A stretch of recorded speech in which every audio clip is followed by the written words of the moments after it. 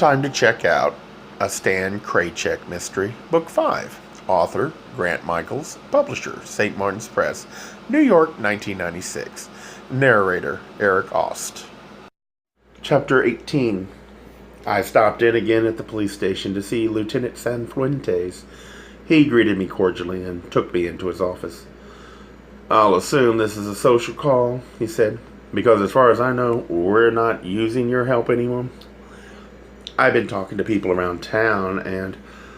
"Oh," interrupted Sanfuentes. "That'll send you in circles. Everybody's got a canción." "A what?" Sanfuentes smiled. "A canción, a song. Everybody wants to sing for you." "I haven't found that to be true, Lieutenant. Maybe you just don't like the tune." "Have you got one too?" "Sure," said Sanfuentes. "Sing me some of it." Sanfuentes smiled like he knew a secret. "Man," he said, "my canción is a goddamn aria. You'll have to be some kind of head doctor to listen to it." "Try me," I said. The cop became brusque. "What do you want to see me about?" I asked him if he'd figured out who set the fire down at the marina. He hadn't. I asked him if he'd spoken to the Countess about it. Again, he hadn't. I reminded him that she was supposed to inherit the tour company. He said he knew that. Then I asked him if he knew who was managing Peter Willits' property. To that he shrugged. "Whoever owns it now." "And who's that?" I said. Sanfuentes didn't know. "Lieutenant, I think Nancy Drew is involved with the disposition of Peter Willits' property." "Of course she's involved," he said. "She's the lawyer for his estate." "Right. And she wouldn't let all that property slip through her fingers without knowing the last detail of where every square foot of it went. She might even be managing it herself." "And just how would she be doing that?" said Sanfuentes. "Have you heard of a development company called Mindful Lotus?" Sanfuentes made a crooked smile. "You know," he said, "if I was to pay attention to every real estate deal on this island, not only would I get no sleep, but a lot more serious problems would go unattended." "Like murder, you mean?" "Exactly," said Sanfuentes. "But something isn't right, Lieutenant. I've asked everyone connected to Peter Willits' estate, and no one knows who's managing the property now. Somebody must be doing it, so why is it such a big secret?"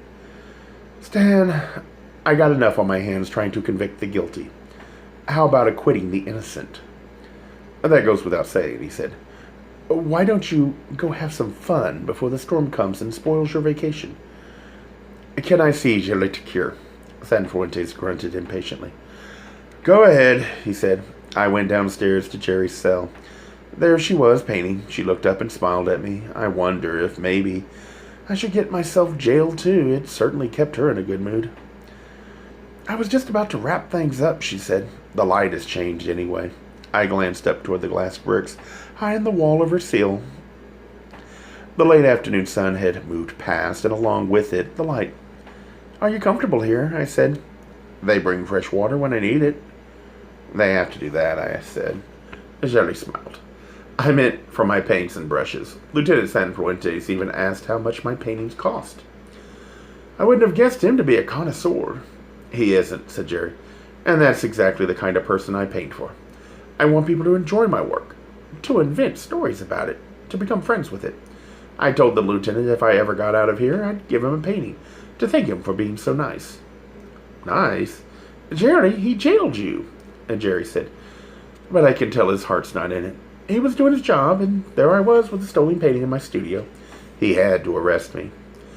I knew that wasn't true. Sanfuentes had already confided to me his real reason for keeping Jerry at the station, for her own protection. But I couldn't tell her that, so I remarked on the painting she was working on. Jerry's creation in the jailhouse studio depicted the flora and fauna around a lotus pond. "A funny thing," I said. "I just heard about a development company called Mindful Lotus." Jerry wasn't surprised by the confidence. She said she often received psychic visions from the ether, which then appeared in her paintings. "Once," she said, "I painted a man falling through space in one of my works. Then a week later I learned one of my art school buddies had jumped off a building." Her current opus, The Pond, was going to be a big work, and from what Jerry had just told me, perhaps also a psychically inspired version of the complex puzzle of the recent killings. Some of the aquatic animals showed a familiar look on their eyes, as though they were humans in disguise. One of them even looked remotely like me, and I said so to Jerry. "Of course it looks like you," she said. "It is." "I'm a turtle." "No," said Jerry. "You have a hard, protective shell around you right now. But that doesn't mean you're a turtle. My paintings show how I perceive things in the world. They're interpretations, not caricatures." "What other breakthroughs in Key West persona did you make while painting today?" My voice was thick with sarcasm, for I was hurt by her portrayal of me as a lumbering turtle, especially since I'd shed the extra weight recently. Jerry had been painting the turtle extra plump, like my former self. Did she perceive my true nature? Did she know that my slender, svelte figure was only temporary, and that I'd be round again all too soon? Oh, if only she had painted me as a menacing barracuda with deadly jaws, just for now, so there could be proof positive, some historical evidence that I had been fashionably gaunt and hard-edged for one brief moment. And Jerry said, "Joshua keeps appearing, but then he dissolves into something else. Maybe that's a reflection of your feelings for him." "I don't think so," she said.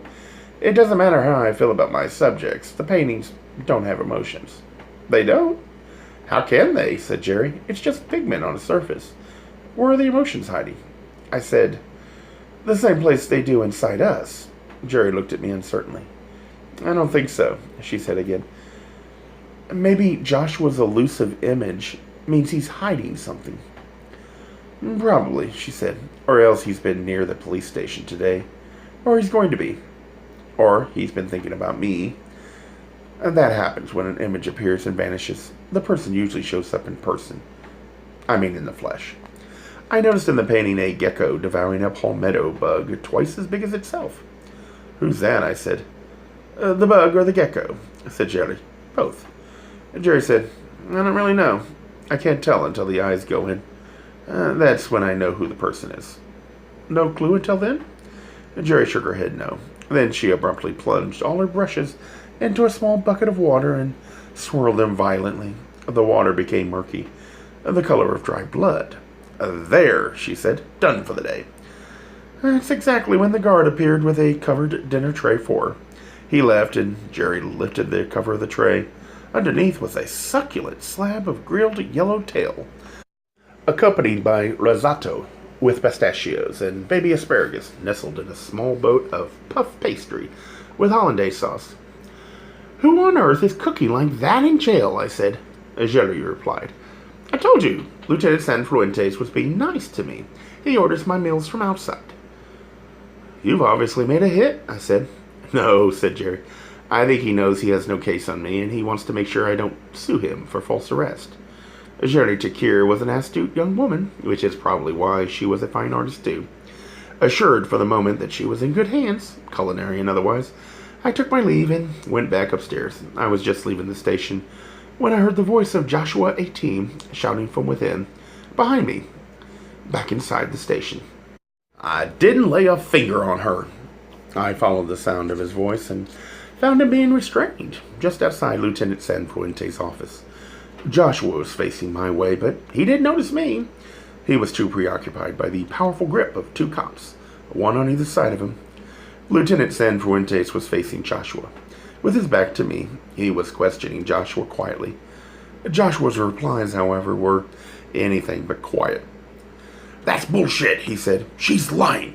Look at her, and look at me. There's your evidence." I moved closer to the small gathering to hear better. Lieutenant Sanfuentes said to Joshua, "Then why did your wife call us for help?" "Because she's insane," screamed Joshua. "Did you see a scratch on her? Huh? Tell me. Was there even a bump on the bitch? No, you have no grounds to hold me here." He struggled against the two cops restraining him. "I got grounds," said Sanfuentes. "You're drunk again. You stink of booze again, and I'm going to book and hold you till you're sober again." Then he said to his men, "Take him downstairs." That's when Joshua noticed me. "Hey," he yelled. "Come on, help me. You've got money. You can pay my bail. I've got to get out of here. Laura can't run the business alone." I went up to Joshua. Sanfuentes had been right. He reeked. "I'm sorry, Joshua," I said. "I can't help you this time." I could see pressure building up in the man. The two cops holding Joshua were hardly a match for his savage strength. Then he stopped his frantic writhing for a moment and tried to spit on me. He missed, and it only enraged him more. Meanwhile, Lieutenant Sanfuentes repeated the order to his men, but more forcefully. "Take him downstairs." The two cops did what they were told, while struggling to keep Joshua from breaking free of their grasp. I said to Sanfuentes, "I didn't realize how strong he was." Sanfuentes said, "Too bad that guy doesn't know a better way to let off steam. He's got a lot going for him until he drinks too much. I hope you're not going to put him anywhere near Jerry to cure." Lieutenant Sanfuentes chuckled quietly. "We keep the boys and the girls separate here," he said. Then he added, "Although, with those two, it wouldn't much matter." "What do you mean?"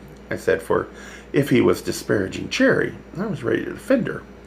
The cop said, "Haven't you heard anyone call their place the Flaming Lemming?" "No," I said. "Is Joshua gay?" "Not exactly," said Sanfuentes. "But that's another verse from my canción. Maybe someday I'll sing it for you." He went into his office and closed the door. I drove back to the guest house for a short nap before my big night out in the town, touring the strip bars. Before I got into bed, I rummaged through the leather club bag that held my life's essentials. Somewhere in there was a blue chamois shirt, the final gift I never gave to Rafik. Since his death, I had kept that shirt with me like a souvenir of the great love that was destined for tragedy. A reminder that no matter what I had tried to do for love, it had never been quite enough. I held the shirt close to me, buried my face in it, tried to recall Rafik's distinctive scent, but all I smelled was pristine suede, for my man had never even seen the thing. Why hadn't I known enough to bury that shirt with him, and instead keep some of his real clothing, the stuff that held his essence? But in the heat of my rage over his death, I'd given it all away. I wanted no real reminder of him. Nothing organic. Instead, I'd kept that sterile new shirt. A psychologist. Do your thing. A Gay Mysteries audiobooks. I think it is easy to hate a label, but a face humanizes the word. So this effort is twofold. To offer comfort to those like myself that your world didn't end because you don't fit into the view of acceptable society on both sides. And in hopes of helping those with family that are LGBTQ, that it doesn't mean we are aliens from the child they once knew. Reassure them so they can maybe be supportive at the same time, being true to their values.